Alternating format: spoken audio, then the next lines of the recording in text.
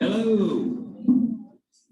Okay, hey, everybody here. We got a lot of people on Zoom already, and so we get the crowd here, the home in-person crowd. Come on over. Where are we going? We got a big program tonight. Full card. We got two presenters. So we got a lot of information to dispense tonight, and we need a lot of ears and open minds to soak it all up.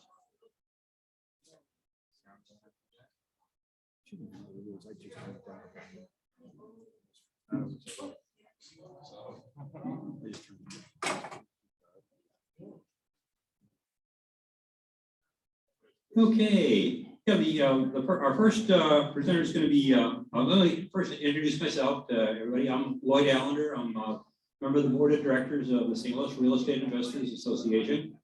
And this is our March 15th main event on the third Tuesday. We meet the third Tuesday of every month except December. So we got two speakers, I said tonight. To start off with, we've got Eric Wheeler. He is he's the founder of One Platform Marketing. And if you ever had any thoughts about making a website but thought it was too complicated or too confusing or too expensive, hopefully he'll like I have. I don't have a website. I got a small business, but I don't have a website.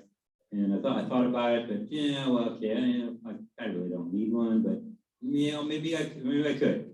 And anyway, I think Eric's got some ideas and that can help us and show us that maybe it's not that hard.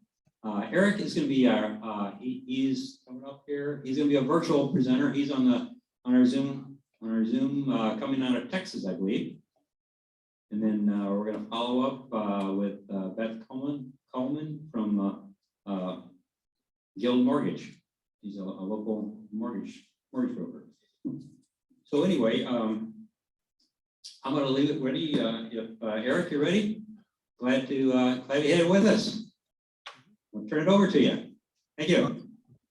Thank you. Can you hear me okay? No feedback. Can you hear me okay? Yes. You can hear me? Okay. All right. So like Mike said, a lot of people think that, getting a website online and all of that stuff is something that maybe beyond the normal person's capability. But times have changed with the software and the different platforms that are out there. Long ago, the days of coding your website, those are a thing of the past. So now it's pretty much point and click. If you can maneuver a mouse, then you have no problem not only creating a website, but maintaining one. And that's what I'd like to show you guys here. Now, do you have me on full screen? If anyone can give me a little bit of feedback, it looks like I am. I am going to take you to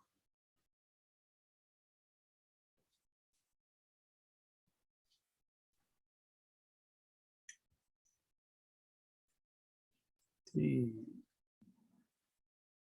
real estate quick start.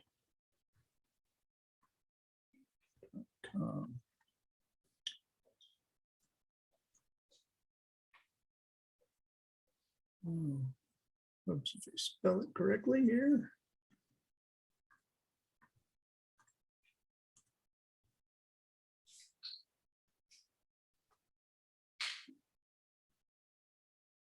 All right. Not get to the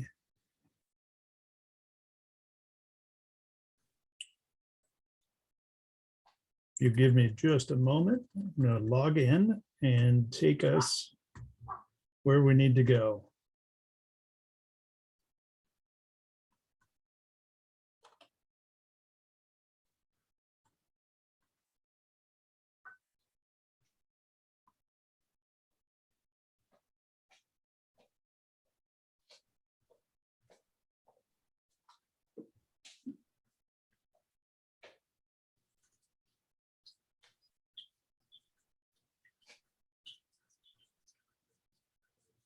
All right, so today You'll need to share your screen. There you go. we have software that allows us to do just about anything. Obviously, we can present in outside of the box, unusual way. Where I am now is a platform, a suite of website tools that allow you to do every aspect of your business, from social media to content creation to video hosting, the whole 9 yards. But what I want to show you today is just how easy it is to change up a website.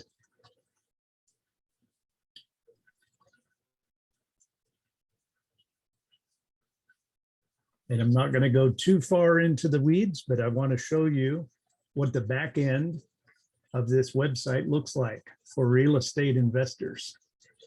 So by show of hands, how many of you are full-time real estate investors?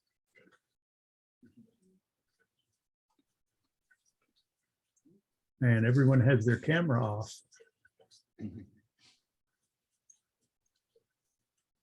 All right, so we are going to go look at this website on the internet. So as you can see, this particular site, we can actually install all the pages in less than a minute. And then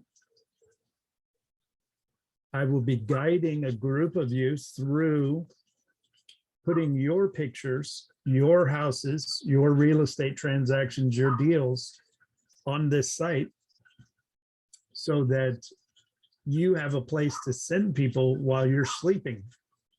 And if you have deals that could be done without you actually having to be there. Has anyone had that kind of freedom so far? All right.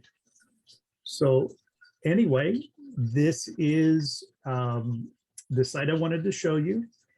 We do have a little course, and we're going to take a group of people through, and we're going to get your website set up, and then we're going to help you make it your own and show you that the task of having your own website and being able to change it up is a totally doable scenario. So with that, I would like to go ahead and wrap that up, and the details John will have for all of you. And then I look forward to seeing you on the meeting and walking you through how easy it's become to get online and able to monetize with your real estate business. So for me, that's pretty much it. I don't want to take up too much of your time. I just wanted to give you a quick view of what's in store, and would love to see y'all on the meeting.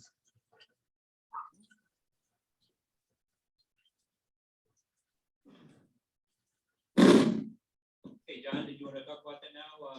Get some information? Sure. Come on. Now, if you have any questions, I can always go back to the site and answer any questions you might have, but I'm not sure how much time you'll have allotted for me, so.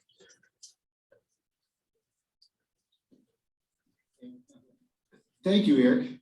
I just wanted to just kind of mention, Eric, I met Eric a couple years ago, I guess, in another group, and actually we're in a few groups together, and he's quite the tech guy. I mean, he's really, really good at making things really simple, which if you know anything about me, I need things really simple for him to be, so I understand it. And one of the groups we're in has this platform that he was just showing you here, that it doesn't cost anything, and you can run your whole business out of it. Now, of course, it's like all the platforms, if you really get into it, you want to spend more money, you can. But if you're like me, I like to get into the free stuff or very low cost stuff to begin with, and then as I use it, then I'll scale up and spend more money. Well, I asked Eric a couple of weeks ago in one of the meetings we were having, if he would be willing to show real estate investors like myself a simple way to do this, because I'm in one of Eric's advanced classes, which, you know, I don't even understand all the stuff that it does. But he agreed to do this, and for a very low cost. It's like $397 one time. He agreed to do this. It's a week from Thursday.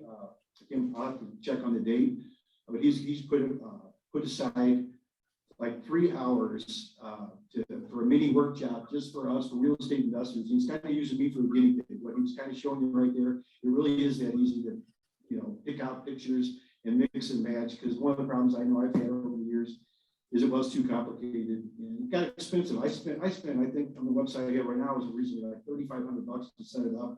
And I still pay, I spent lots of money, you know, thousands of dollars since then. And I still spend $120 a month. So this right here, what he's showing you, what he's willing to do for less than $400, you know, you can have everything you need right there. And it's a little bit of do it yourself.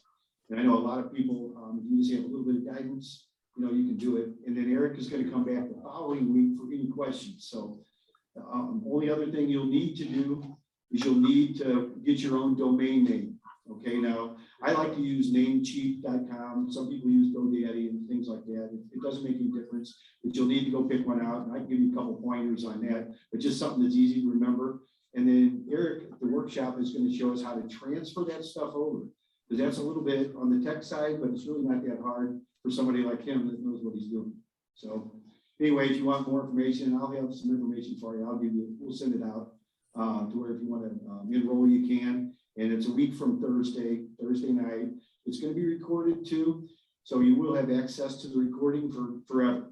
Okay, so you'll have the follow-up the week later for about an hour or so, or however many questions you have. And Eric is not one of the people that rushes off real quick. He's very patient, and he explains stuff really simply. And just, I mean, that's one reason I'm so happy that he agreed to talk to us tonight, because he really does make it simple. So anyway, so that's Eric is still here. I want to thank you very much for being here, and look forward to seeing you soon. Right. Thank you again for your time, and look forward to seeing you on the meeting. Okay, thank you, Eric. Okay, before we get into our second presenter, or the main program tonight, I'm going to have a few announcements. First, I'd like to recognize the first-time visitors. Can I have you stand? I know we got one EJ back there. Okay, he's our only first-time guy tonight. Okay, so great. We were all first-timers at one time, so glad to have you with us. I was just talking with him. I told him what a great choice he's made for getting started in real estate investing, and it's a good place to be. So thank you for coming. Hope to see you next month. And talk about next month, we've got, if you've been around for a while, back in 2019, you might remember that spring fling that we've had for a number of years. We have a national speaker come in the springtime, and we have a full buffet on the side. We serve you, get your tummy nice and full of some good food before our main speaker. That is coming up. We're reviving that next month. In April the 19th, I believe this guy, April 19th, we got Kevin Shardle, who, if you've done any classes on notes in the past, he is the best trainer on notes, buying notes and selling notes and mortgages. So I spent 2 weekend seminars with him, and he is the best guy in the business on notes. And he's done rehabs and other turn a lot of other real estate, but he is definitely the best speaker and most knowledgeable in the technical side of buying and selling notes. He will be here on the 19th, and we're going to have a buffet dinner. So we're looking forward to put that on your calendar for the 19th. Don't miss that. Okay, and I could say back by popular demand, our second speaker was with us back in May of 2021. So that's just a little shy of a year ago. But she was very informative on our the situation with mortgages, and everybody's probably a little nervous right now. What's going to happen with interest rates going on with all the wars all over the world, Russia's aggression and everything. What's that doing to our economy, and what's it going to do to the mortgage rates, and what's going to do to everything? But anyway, we're proud to have back Beth Kullmann. She is the origination project manager for Guild Mortgage. And she's been in the mortgage business for over 20 years, and she's going to share some of that knowledge with us this evening. Come on back. Beth.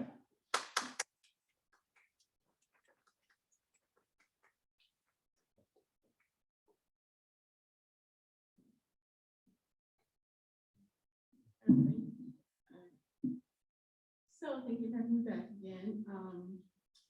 I just kind of put together a little slideshow just about kind of what's going on in the world. A lot of this is gonna kind of roll over into some things that you guys do, and there's just kind of a little presentation to kind of get you thinking about it, because there's gonna be some very significant changes. Most of the things that I have, we have a gentleman in California named David Batney, and he is our executive vice president of emerging markets. And he worked for Fannie, Freddie, and the Federal Reserve. So he's very knowledgeable. Every day he sends up his 2-page summary of what's going on in the world and what he thinks is going to happen. And he's very accurate. So I try to read every day and make sure that I know kind of exactly what he's got going and what he's got saying. So we're going to get started. So the next slide is just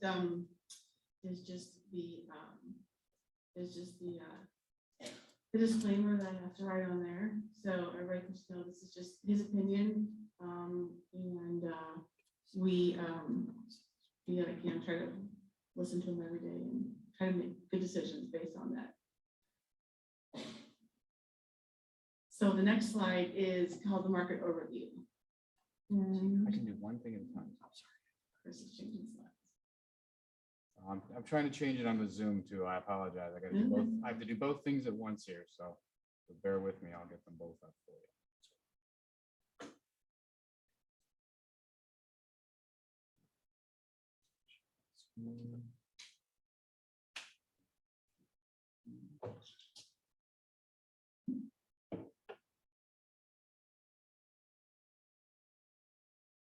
Okay. All right. We're good to go. You do that. Just says that this is his opinion, and you should use lots of different sources to make your decision. So I bypass that. The next slide says market overview, and this was as of yesterday. And these are just kind of a few kind of things that you guys can see of what's changed and how it's changed so quickly. So I apologize if they're out of order, but so for Q1, obviously that doesn't end until the end of this month, but I gave you as of yesterday. So if you start out on Q2, that was June of last year, and Fannie and Freddie both priced with a base rate. That base rate is affected by credit score, loan amount, what your loan value is. So all those kind of factors go into this, but this is kind of the base. So there's some additions and some subtractions, but this is where we started. So you can see that Q2, the non-owner occupied, which was investment property rate, was 3.125. And then you can kind of see that at the end of September, it went up to 3.5%. And then December 30th, 3.875. And as of yesterday, the base rate was 4.875. So on top of that, Fannie and Freddie both have started charging what's called an LLPA. And I was going to talk to you guys about that too. So if you're an investor and you're looking for rental property, not that this market's great for it, but if you're looking for investment property, the rate's going to be high, and if you're going to finance it. And like I said, I'll go over the LLPA with you. So then underneath of it, I just kind of put what the FHA rate was, because government rates are always better than conforming rates. And that's because they're serving a different population. They're serving first-time homebuyers, veterans, people in underserved areas. So they're usually better. So you can again see that if you start in Q2, the rate was 3.125, no points. This is on a purchase, and then it went up to 3.5 at the end of Q3, 4 points at the end of Q4, and yesterday the rate was 5 1/8 with 1/4 point. So it has has gone up a lot, and there's really no getting around that. There are some programs that you can kind of, work on the rate a little bit, but with government loans, it's probably pretty much what it is. So that's kind of there. And this all ties into the 10-year Treasury bonds. They had a little bit of a rebound today, but if you look at, again, Q2, it was 1.44.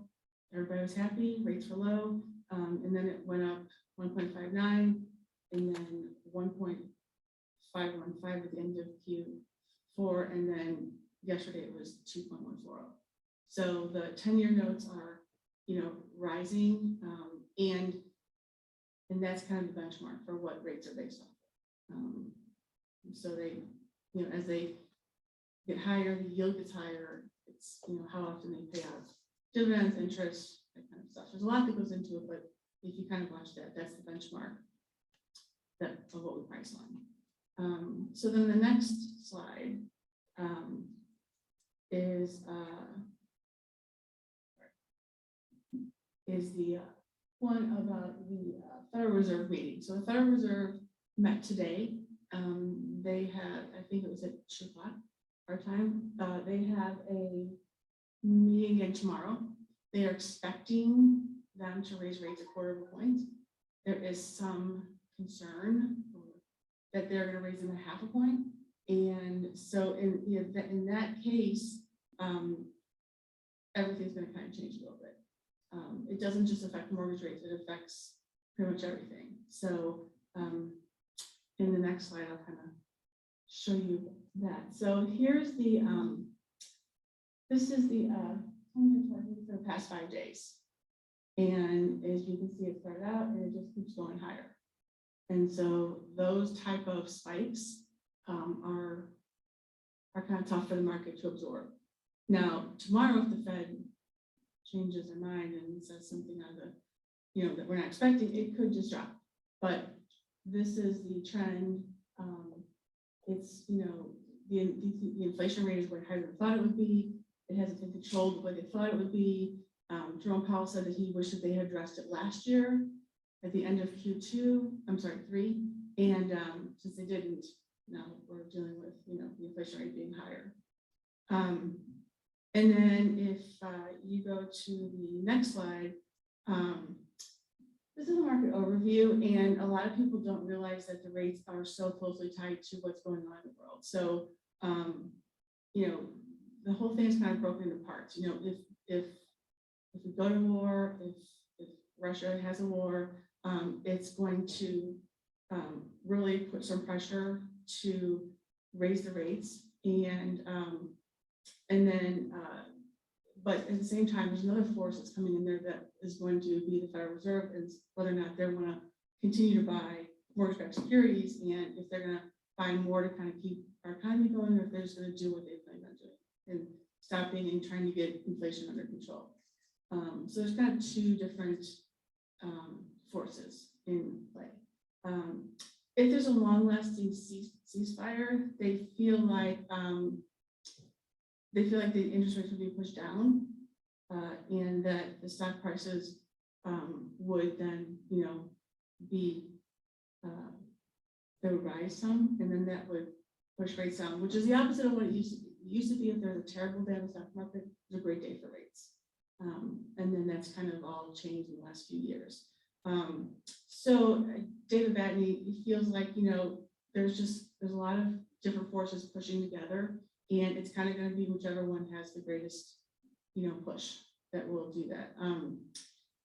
They talked about some people feel like, oh, I'm not going to close for 60 days, or I'm not going to close whatever. I'm going to float my rate. It's not a good idea in this market. If you're happy with what they have that day, take it, because it's floating at that rate. Like I said, the rates could really go up a lot, just depending on what Russia does. So that's his opinion, and that's what we've seen in the past. War is usually good for the market, but not always. The next slide talked about what if. So this is kind of, the research that we've done. you know, what if the war worsens? It's gonna push the interest rates down. It's gonna offset some of the Fed increases, but not enough of them to make a difference. It's still gonna raise rates.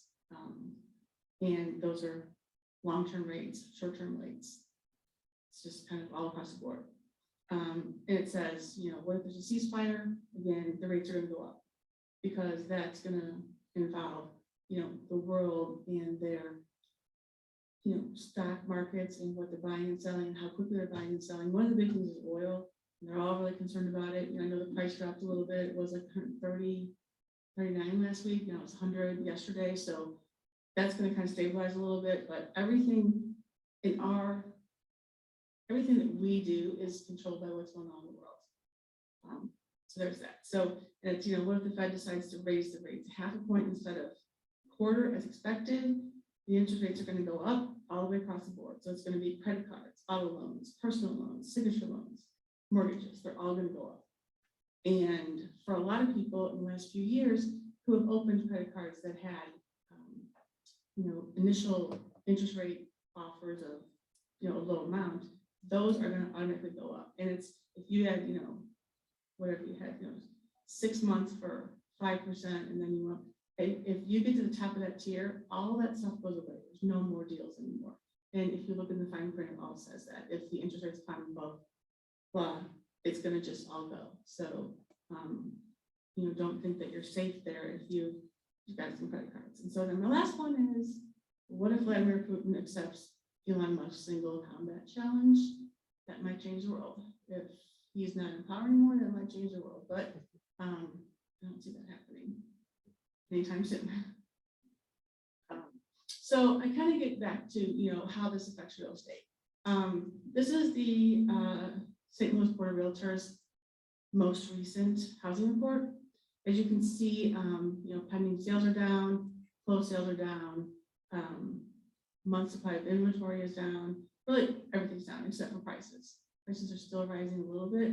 I will say that I have probably in the last couple of months, well, probably last couple weeks, I've seen a couple of appraisals that have started to come in short. You know, so if, you know, somebody's bid 40,000 over, you know, I see them come in maybe like 30. So those numbers are kind of starting to roll in, and we're starting to see those. So it's still multiple bids on every single property that we've done one for. I don't think of any of them that only have one bid. And so that's still happening for us. And then the national numbers on the next slide, they're very similar. You can see that new listings decreased by 1.3%, and also 1.3% on townhouses and condos, which is usually a little bit more of a spread.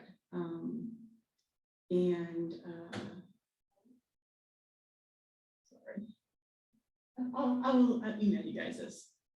I didn't know how big this presentation was going to be. So anyway, so that's kind of the numbers, is that the inventory is again at an all-time low.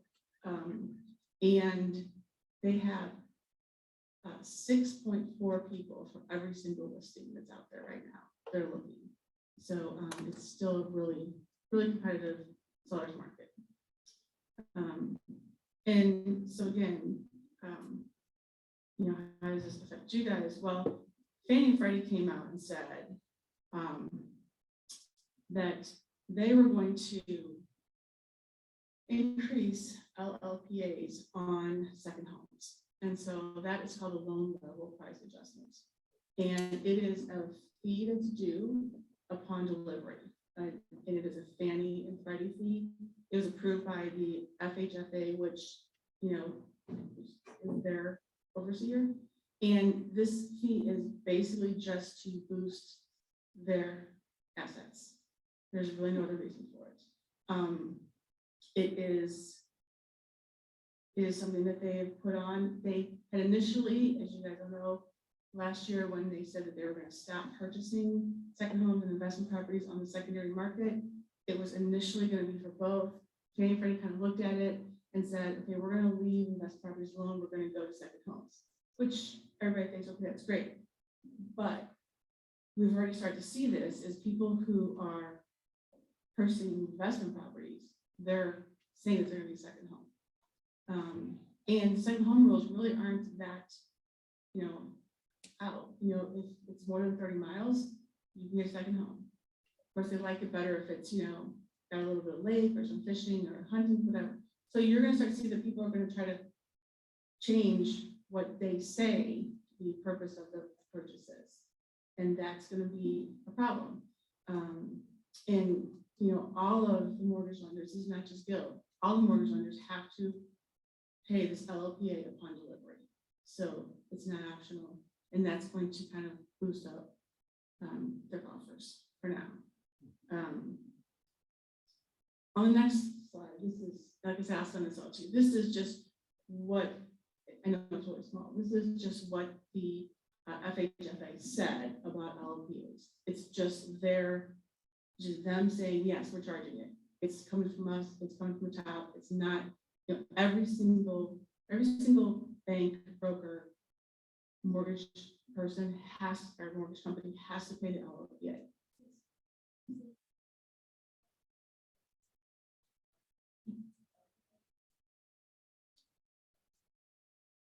Sure. So, okay. Okay, so an LLPA is a loan level price adjustment, and it is a fee by Fannie Mae or Freddie Mac for every single loan that they purchase on the secondary market that has no other benefit except to increase the amount of money that they have. There's no benefit to the borrower, there's no benefit to the bank, to the mortgage company, anybody. This is just their way of increasing how much money they have and to keep them more liquid. And so you can, read it, online, but this is just kind of showing that it didn't come from the banks, it didn't come from Fannie and Freddie, it came from the FHFA, which is who oversees Fannie and Freddie. And it's going from the top down, and they don't see an end in sight right now, because right now, interest rates are going up and it's going to be more expensive to lend money. So the LLPAs are going to be here to stay for the future. So like I said, how does this affect you guys? On this next screen, it says investment versus second homes. The deal is, let me go one more slide. Yeah, the deal is this. If you look at that screen, and it says, the top one says table 2, all eligible loans, and these are the LLPAs that are being charged. So if you look at, let's say, the 70%, 2.25, right there in the middle, that LLPA is 2.125% of the loan amount. So if your loan amount is 200,000, you're going to send 4,250, or not you are, we're going to send 4,250 to Fannie and Freddie. And the only way for the mortgage companies and banks to pay that is to put it into the rate. So they're going to bump up the rates. And if you look all the way to the right, it has some standards that investment properties and second homes don't do. We don't do 90% investment properties, but in an attempt for everybody to be fair, they use the same scale for every different type of loan. Same thing with jumbo loans. If you saw a jumbo loan, we don't do very many 95% jumbo loans, but they still have pricing on it. So that number at the bottom is the LLPA that's going to be put into your pricing and then sent to Fannie and Freddie. So it varies a little bit by loan to value. So if you're at, like I said, 70% on an investment property, it's 2.125%.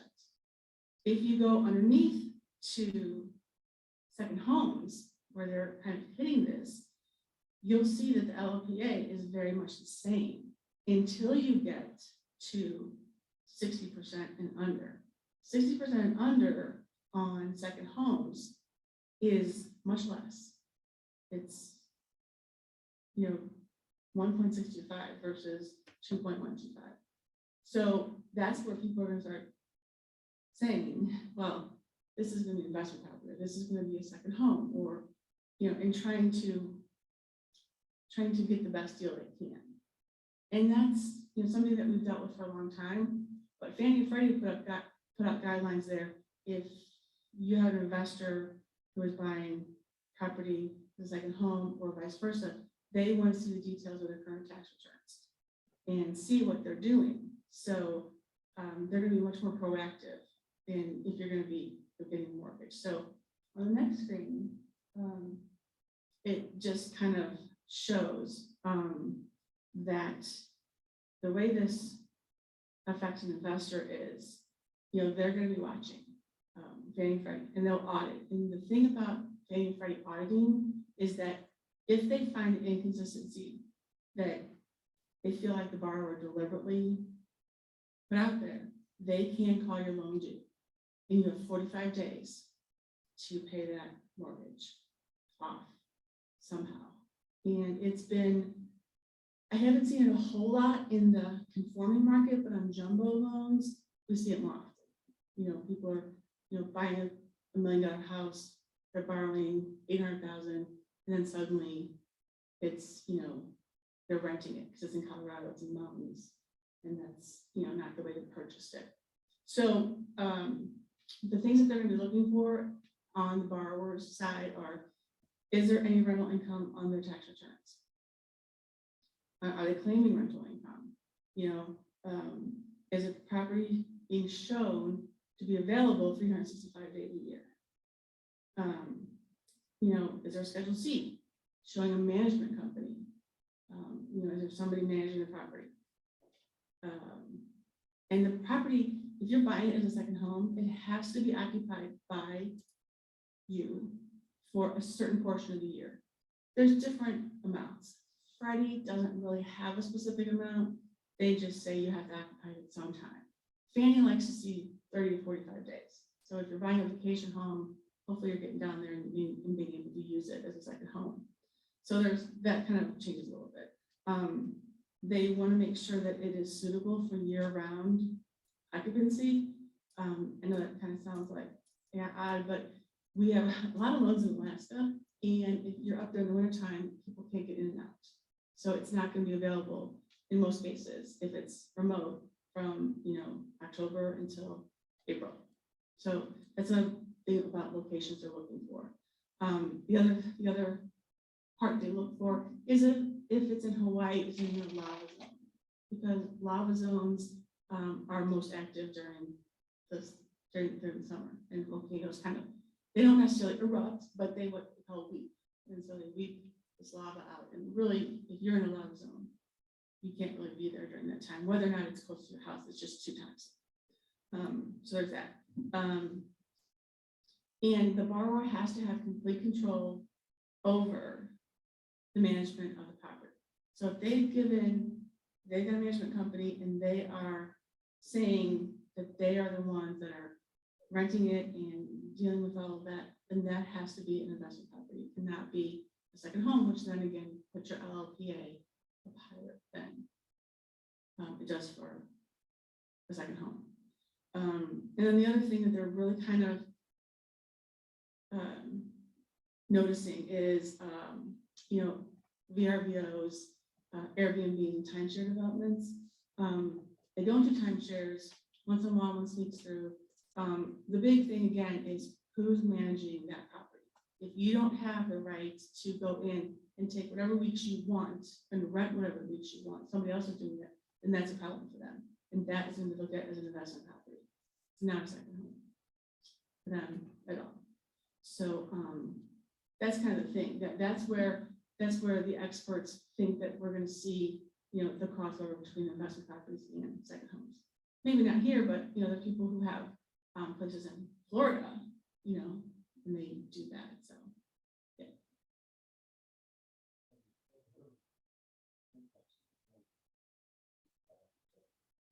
Correct. Yeah. Yeah. Well, yeah, if you're putting more than 70% down on, then you'll have some difference in the spread. But that's the other thing is they used to do second homes up to 90%. And so it's coming down that they're gonna do them to 80, and they're expecting them to reduce it to 70. So then that kind of changes the LOPA to, you know, where investment properties are still looking better than second homes. So that's kind of the big thing. That's what everybody is worried about. That's what every single, they call them caution letters that Fannie and Freddie sent out, is that they are watching. And although when they did the survey for the last 24 months, there really wasn't a big difference between delinquencies between second home and investment properties. Most people who have second homes are, you know, have enough income to, you know, provide for both of them. You know, one of the things about renting a second home is you have to have 12 months in reserves. So those people are a little more affluent than the other person, you know, buying FHA mortgage with 3.5% down. So, but the delinquency rates are not really any different. They're very, very similar. So I think the takeaway I had from the meeting that I was in was that this is the year where Fannie and Freddie have been too busy for the last couple of years to audit anybody, pull files, look at them, and that this is going to be the time they catch up. And I've been through this once before, right after 2008, and this is kind of where everything comes down the wash. So you're gonna, you might see some, you know, smaller lenders who are gonna have some big fines.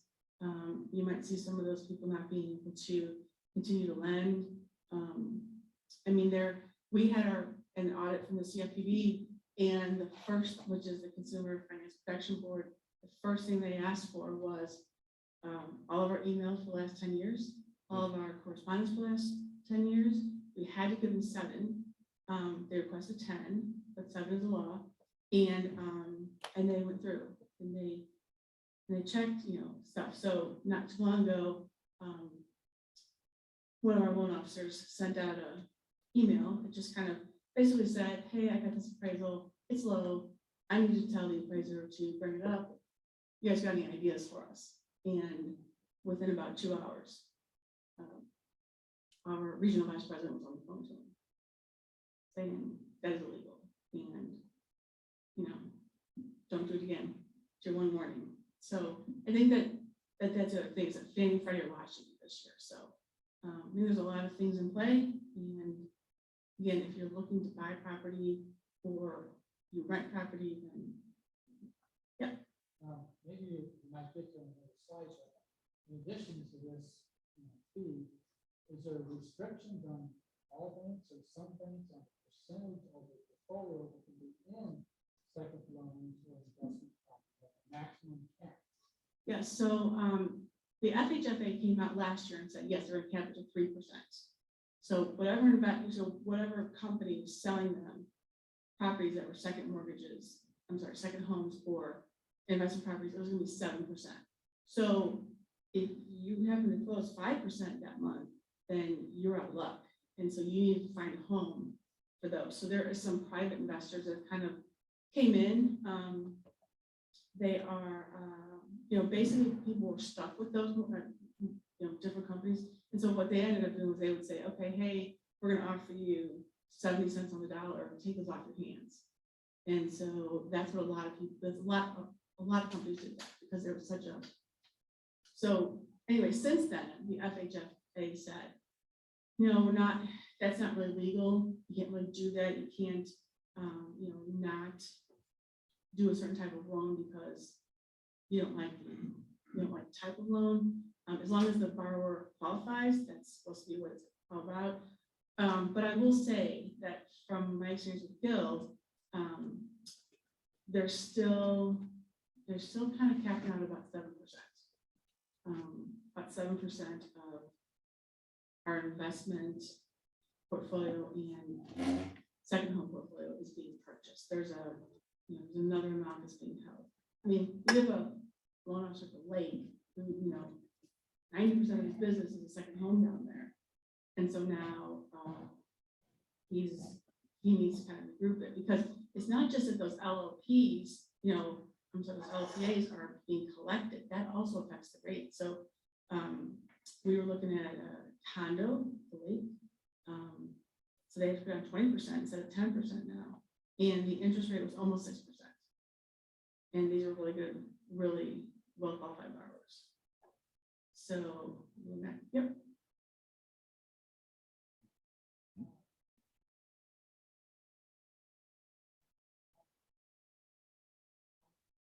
Mhm. Mhm. Mhm.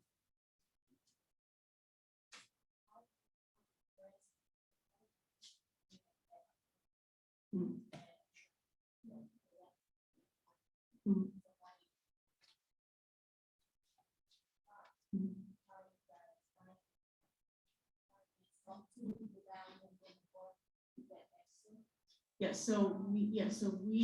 We lend on the appraised value of the sales price, whichever is less. So if we're lending on 450 and they've got an escalation clause or whatever up to 460, they do have to come in with that 10%. I mean, $10,000. Yeah, correct.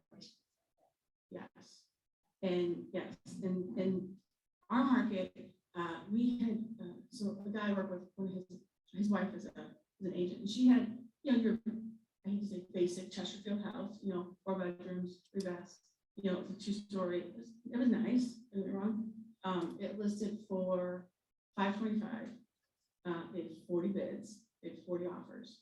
The highest offer was $575 with an escalation clause up to $605.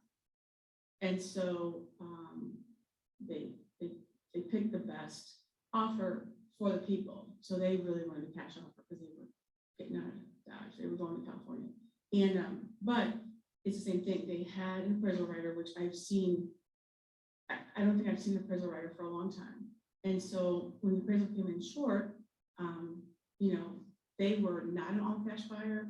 They were actually going to borrow some money from us, and then they kind of thought about it and decided to do an investment account, but they still had to come in with that difference plus their down payment. So they ended up in closing costs and all that, right? So yeah, you have to bridge that gap with cash. Yeah.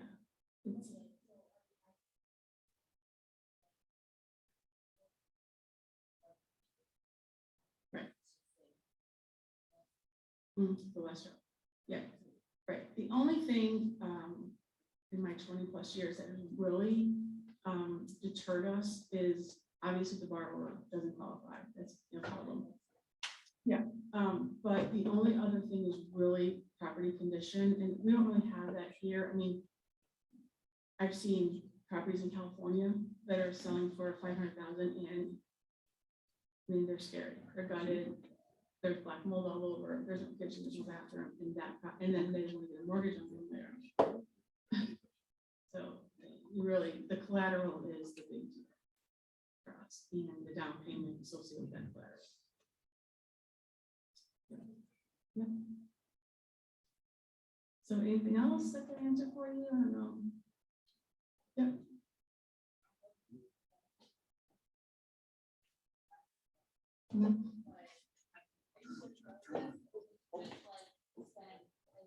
No, we got to turn it on, Jen. Yes. No. Put the switch up. Screen. Sit back. Keep going. They can't hear you on Zoom though. I don't think it's, oh, okay. Can you just spend as little time as necessary to just explain in very simple terms, like the whole Fannie Freddie thing? Sure. Like what that is? Okay. So Fannie and Freddie are the two entities in the United States that buy and sell and finance mortgages. So if you get a mortgage from Guild, we will service the loan. But what happens is we close, we use our money to close it, and then we sell, we call it the paper, we sell paper to Fannie or Freddie. And then they kind of reimburse us for the money that we put out for that loan. We still service it. There's a ton of money in servicing. So when you make your mortgage payment, you're still going to make it to Guild, but we are not the investor anymore. So the difference between Fannie and Freddie on the kind of overall, Fannie's guidelines really likes W-2 borrowers. You know, they're good. You know, they're good with credit scores. They like W-2 borrowers, and they're not super particular about the amount of money that you have in addition to what you are paying for the property that you need to close. You go to Freddie. Freddie's a little more liberal on credit scores. They're more liberal on time on the job. They're more liberal with, you know, how long you've been in the business that you're in, how long you've been self-employed. You know, they will take a 1-year average, where Fannie was 2 years average for a self-employed person, but Freddie likes assets. So if you've got money in the bank and you're kind of short on those things, Freddie likes that better. So those two entities are the holders of 99% of the mortgage notes in this country. There's a few banks that hold them privately, but they are the two biggest investors. So they have all of the money. It's been like that for a long time, and they've talked about that. They've talked about kind of taking it apart a little bit. And they did it about, I don't know, maybe 15 years ago with another one called Jenny Mae. And Jenny Mae was the owner of the government loans. And so they were kind of that. So it was Fannie, Freddie, and Jenny. Well, then nobody was really paying attention. And then Fannie just kind of sucked up Jenny. And so it's back to Fannie and Freddie. They have talked about that numerous times, but I mean, the lobby is strong in Washington.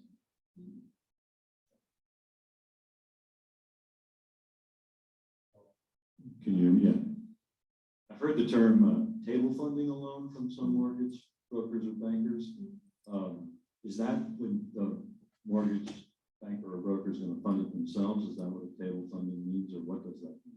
Yeah, so table funding, it's kind of an older term because now most of them do it. If I was a banker and I was brokering a loan through, let's say Chase, we would have it underwritten, Chase would underwrite it, Chase would close it, they'd send the money in. If we were table funding it, we would fund it, and then we would sell the loan to Chase, and then we would wait for them to buy it, and then we wait for them to pay us back. That is still the case. They don't call it that anymore because now like Chase and Wells and kind of those big investors, they have delegated underwriting to different mortgage companies. So if you came to us and you were looking for a Chase specialty product, we have an underwriter that's delegated with Chase, and so it doesn't have to go to them for approval. It doesn't have to go to them for buy. Once we approve it, unless they can find material defect, then they are buying that loan because they have authorized those underwriters to do that. So that's the part that's kind of changed a little bit, is whether or not they have to buy it. Now it's more cut and dry than it used to be. Way back in the day, when I worked for GE. When I worked for GE Mortgage, I don't know if you guys remember back in those days, but they were off of Chesterfield Parkway, and the feds came in one day and just told us to pick up our stuff and go because they had so many loans that were pending that they were in a negative equity position for the whole company because they had so many loans that weren't being bought. So that's changed a lot.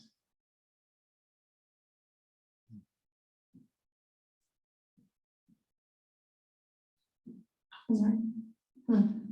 Does someone else have a question? Okay. So with all that knowledge that you've just shared and your extensive expertise, what would you recommend that investors do to get the best rates at this point, or possibly other strategies? So right now, I have a friend that works at Midwest Bank Center. I know a lot of people use them. Right now, they're offering some adjustable rate products. ARM products are not bad. I mean, everybody thinks that they are, but they're not necessarily bad. Some of them have a 5-year fixed rate, so it's called a 525.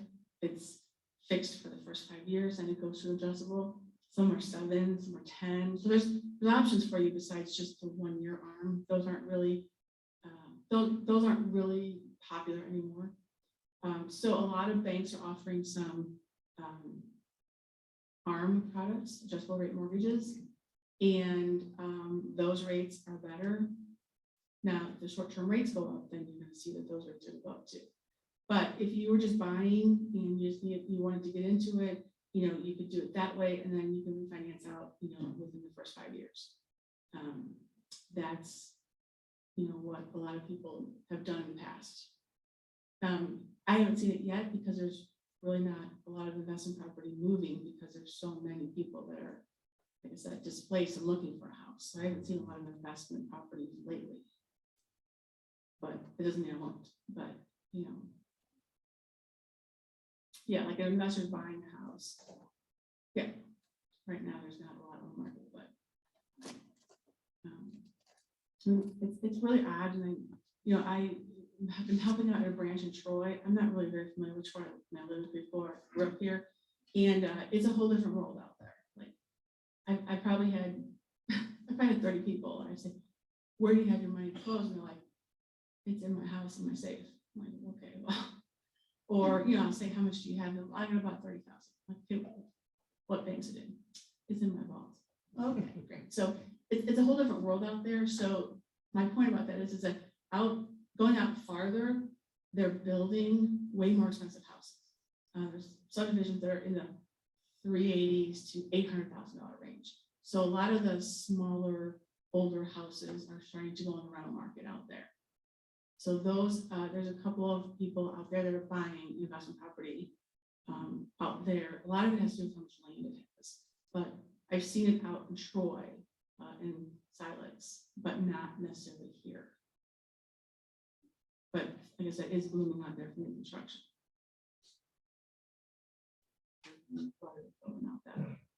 So.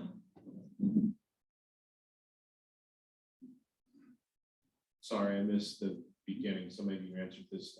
Does your organization do like commercial lines of credit? Is that something that you could help us with? Yeah, we do not.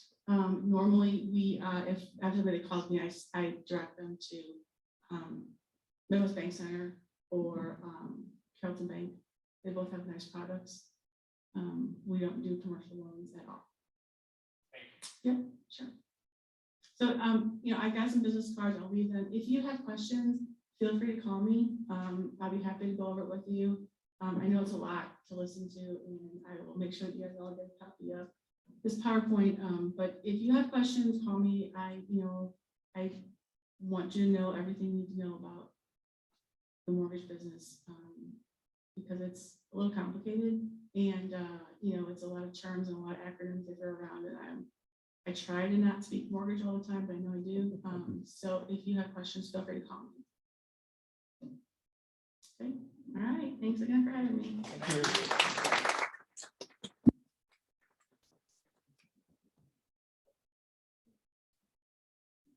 Thank you very much, Beth.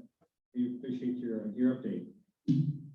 And I'm going to do this part of the program we normally do a little haves and wants, but I did want to mention, I hadn't mentioned before, we got Stephen Parker over here from JM Real Estate Capital. And if you haven't already talked to him, make sure you get over there and put money. It's one of the things about real estate. There's a lot of people that don't want to necessarily, people in organizations that don't want to get in their hands dirty, but they're definitely willing to lend you the money if you're willing to do the work. So I'm going to let Steve tell a little bit about some of the products that he's got available. Yeah, I'm Steve Parker. I'm with JM Real Estate Capital. I'll make this short. I appreciate your time this evening. We have a lot of money to lend for your rehabs, short, long-term rentals, new construction. We finance transactions in all 50 states. We offer high LTV, low rates. We're very competitive. We can move quickly most of the time.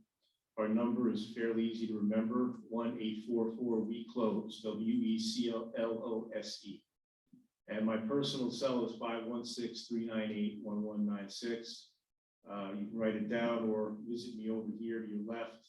I made it easy. I have business cards and a brochure. I just wanted to touch, if I have a minute, on one thing that our featured speaker talked about, and I'll mention it in a much less sophisticated and elegant way. I started on Wall Street in 1981, and interest rates were 18% at that time, mortgage rates. Prime rate, I think, was 15 or 16%. And I remember a couple of years after I started, the firm I was with was involved in syndicating municipal bonds on Wall Street, and we couldn't sell bonds for 12%. These are AA rated municipal bonds, tax-free. People wouldn't buy them at 12%. So what would you do for a 12% bond now? You're making zero return to the bank, right?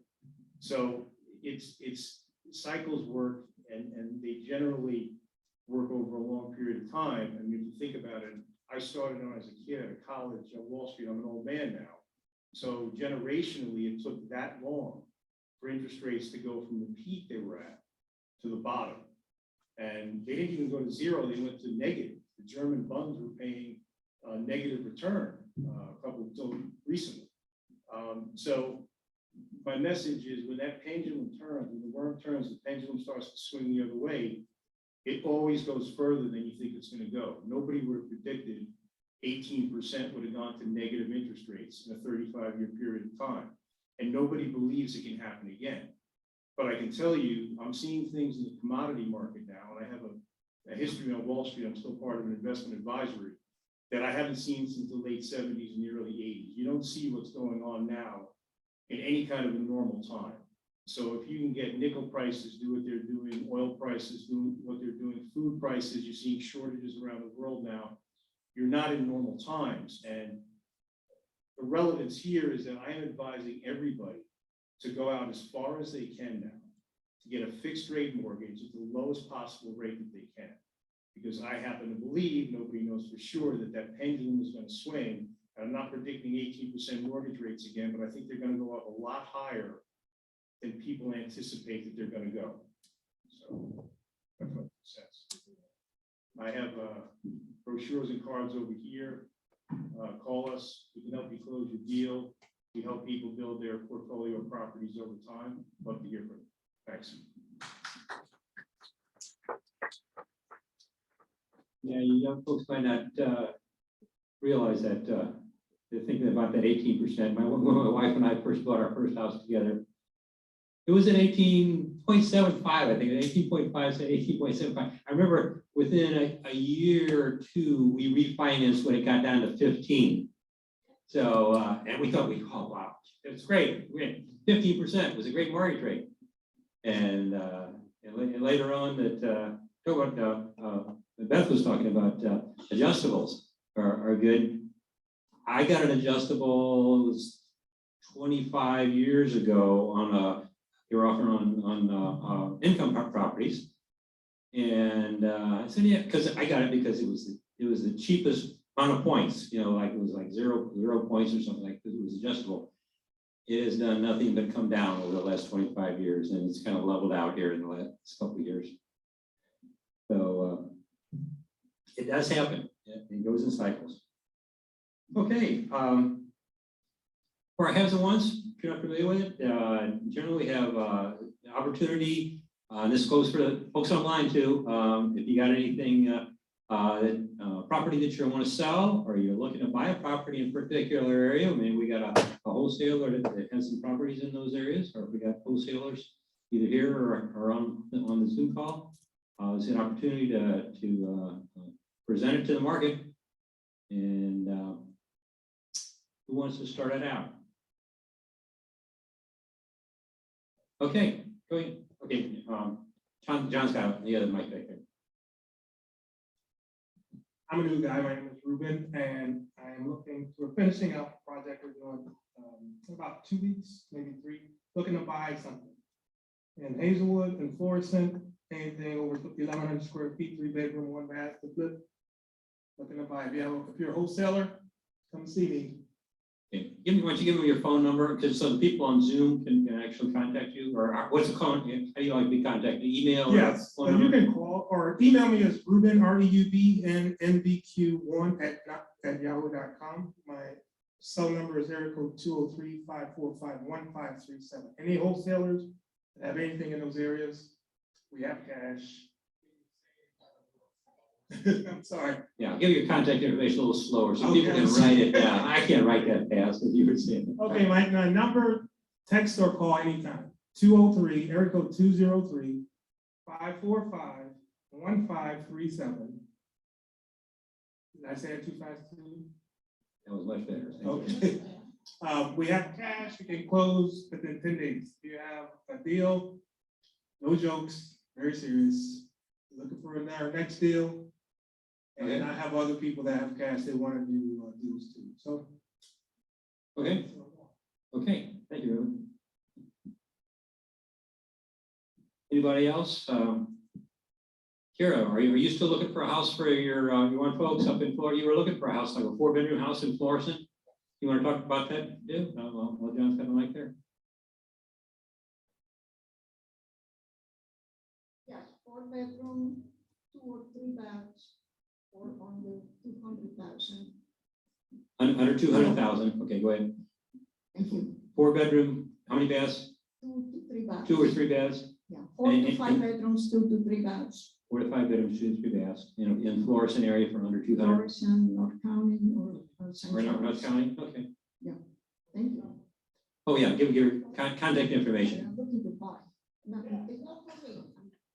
Well, I'm- okay, do they have a contact information for the person you're looking to buy it for? I can give you my number is 314-836-3797. I'm sorry, my name, Kira Mailey. Thank you. Okay, thank you, Karen. Okay, anybody else? I know, I thought on last Friday's call, David, you had a property, he has so many short sales coming into him, he can't rehab them all. He was gonna put some out to some other investors. You still got That's true. that opportunity? Yeah, it's true. People complain about no houses on the market. Mhm. It's ridiculous. We had 7 short sales just last week. One of the guys that made 140,000 on the house, just sold it. And then in marketing for 3 or 4 months, I guess when you're making a lot of money, you get lazy. And I guilted him back into it. He sent out 15 letters and got 3 short sales just 2 weeks ago. 15 letters on, yeah, 3 short sales. 3 short sales on 15 letters, wow. Yeah. I'm gonna start sending out some more letters now. I haven't had. Well, I'm teaching lots of people to do it now. My other students, one person got 7 short sales, and that's too many to do it once, so we're gonna spread it to other students. But, short sales are a definite way to buy because the moratorium ended July 31st. But one of the banks are now finally gearing up to be able to foreclose on the people, and the CFPB rules require them to follow these processes and steps, which one of them is to call them on the phone and hound them. Okay, they couldn't do that before. They couldn't call the homeowner. They got into COVID forbearance and had to leave them alone. Now they're required to call them and say, hey, you gotta pay it back. Like, what? What do you mean you gotta pay it back? Yeah, 18 months, no pay. Anyway, so now they're panicking and they're calling you if you send them a letter saying I can help you. But that's not why I'm standing here now. Elizabeth, I've got 3 rehabs in St. Louis, city of St. Louis. I think I'm gonna get rid of one of them on Cherokee. I don't have any details. Come see me. I'm not gonna say what the price is or what it is. Just, it's a gut rehab, big job, down to brick walls. You're gonna stud everything up. It's basically on Cherokee Street, 63118. It's about 3,400 square foot home, so it's a big project. So just for the very skilled rehab, no newbies on this one. And so I think I'm gonna sell that one off and just do the other 2. I'm too busy with everything else. So it's David Randolph, 636-685-2990. Is that slow enough? Thank you. Yes, I got that. David Randolph, 636-685-2990. Thanks a lot. Okay, thank you, David. Okay, anybody else got anything here, or anybody on Zoom, on the call, or any questions coming in there? No?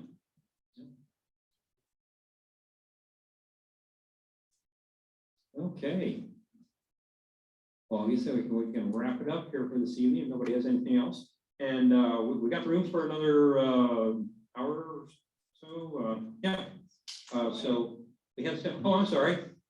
Oh, yeah, well, that's what I was gonna say. We have the room and you got the opportunity to go over and talk with Stephen over there about JM Capital. And while you're over there, we have a lot of educational materials. I talked to a few of you as you coming in, but as a reminder that a lot of educational materials have been donated to us by some retired investors that were downsizing their libraries. And we have some materials over there that it cost investors thousands of dollars to take the seminar. And you've got the whole seminar with DVDs and CDs and all the written material, all in binders over there. That we're only pricing them at $10, $5, and there's a table that has free stuff. And it's some great materials. And if you're just getting started, it's a great opportunity to get some very inexpensive education. You're not going to get an education any cheaper than coming here and then going over to that table and picking up a free book on real estate investing. So thank you all for coming. Oh, do you have a question?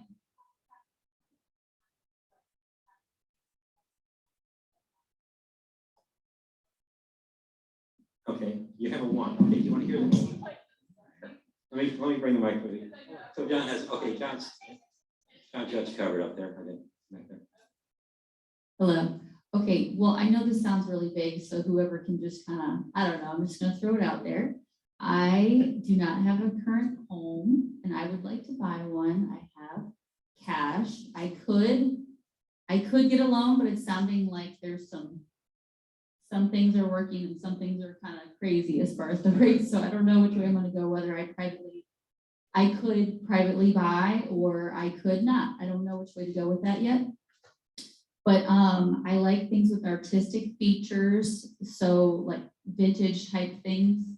I would be my first rehab project. So I'm not, a gut rehab person yet, unless I had a coach to work with me on that. I would like some land around it. And obviously as a single female, I'd like it to be in an area where I wouldn't be assaulted or my car wouldn't get broken into. So, I do currently live in Chesterfield, which is a very protected area, but I'm obviously willing, because I can't afford Chesterfield really, as far as I know. So, I'm willing to go out to like, I don't know, Fenton. I know Ferguson has a bad rap in some ways, but I was just there last week and it's really cute actually. So I'm open to a lot of things. I would like to make money off of the property. So I'd like it to be big enough to either rent part of it or if it had a side house or something like where I could do like an Airbnb out of like, a side building on the property or rooms I could rent to girlfriends or something like that. Because I have to be able to cash flow it somehow if I do end up using cash to buy it, because then I have to be able to pay, I have to be able to justify using my liquid cash to buy, something. So is that vague enough, or does anyone get any ideas from that? No, I see that's a good idea. If you're starting out, if I had to do it over again, I would have bought a 2-family and rented out, lived in one half and do for my first house. Yeah. I had said that was my second my investment. I bought two duplexes side by side, but and then after that I had really planned on moving in. I bought a 2-family. The rent from the first floor paid my entire mortgage, and I was going to move upstairs and live up on the second floor. So yeah, that's a great opportunity. And like I said, probably a 2-family might be a good. And there's plenty of those. So a lot of people have suggested a 2-family, but a lot of those are in more like urban areas. Yeah, and most of them don't have too much space around. They're not offering the space and they're not offering the safety that might be. Got a static issue, sorry. Okay. So yeah, and then I do like things like the rounded, like when you go from one room to the other, a lot of the vintage homes are the ones that are older, like city homes, they have like the archway. So things like that, and like brickwork details or like scrolling features on the outside. Like I like have artistic flair to them, like some sort of character, that sort of thing. And I do plan to I'm really into landscaping, so I plan on landscaping the outside or having gardens or something like that. I don't know if this is checking any boxes for anybody. That may be hard to be able to tell. The places So- that have all the architectural details and the arch of the old houses are in the city. Yeah, city on small so lots. I don't know if there's From- anywhere in to St. find Louis. land around it though, in the city though, No, because that's that's, a problem. They're so sitting on small lots. In the I may city, just so- have to add my own artistic features, something that's further But some out. of, there's some, you can do some great things with a small lot. My wife is a big gardener, and we had a house, our first house that I paid 18.75% interest on was a house in the city in the 63118 zip code and across from Tyrell Park. But had a small lot, but it had you can do a lot with having a beautiful yard without having to a lot of space. Yeah, I have a lot of interest in LRA properties, despite the fact that my coach has told me to stay as far away from them as possible. So if anyone else has a passion to rebuild our city, like all the neglected properties that nobody wants to pour a dime into because they don't think they'll get a return on their investment. I don't know. I'm just gonna throw that out there. I'd like to talk to you. You're out there. Okay, what's some good contact information? My email is Mary it's spelled G as in George, ALO, F as in Frank, RE @gmail.com. And my phone number is 314-707-5656. And I'd like to buy this year. If I'm buying cash, I'd like to spend 50,000 or less with a rehab up to 125. But if I'm getting a loan, that's different. I'd want to probably get a rehab plus the property cost within the loan somehow. I think and I have to be there within 30 minutes of Chesterfield because I'm the main caregiver for my senior father. So I have to be near him. I think that's enough detail. Okay, yeah. Maybe hard to find, but you can definitely get your. So if anyone has ideas for me, help. Help. Okay, John's right behind you there. Okay, anybody else? Anybody else got any last thoughts? Okay, well, thank you all for coming tonight. Again, hope to see you next month. We're gonna have a nice buffet set up over here. Got Kevin Shardle talking about buying and selling notes, mortgages, some opportunities there. And in the meantime, go take a look at all our educational materials back there. Mike. He's going to be live right here on the stage, speaking in this same microphone. He'll probably have some slides up here, great presentation. He's a great presenter and instructor. If you haven't heard it before, it's a great opportunity. How do we register for? We'll be getting more information. We're gonna put out. We're gonna have people. If you're gonna be live, we'd like you to register on our website. And so we got a feel for how many people, because I have to give them a firm number 10 days before on what they have for quantity for buffet. So be looking for. We're gonna send out emails within the next 2 weeks for sure. Probably by next week we'll be getting some emails out, and then we'll have it on our website. Sorry, I meant the website. Oh, the Thursday, John. You'll have some information. I'll be sending it out probably tomorrow. Email? Yeah. If you don't get anything by me tomorrow, send me a note or call me or something. Okay, yeah, you should be. John says he'll be sending an email to everybody tomorrow on the seminar on the next Thursday, week from Thursday. Okay, thank you all for coming. See you next time.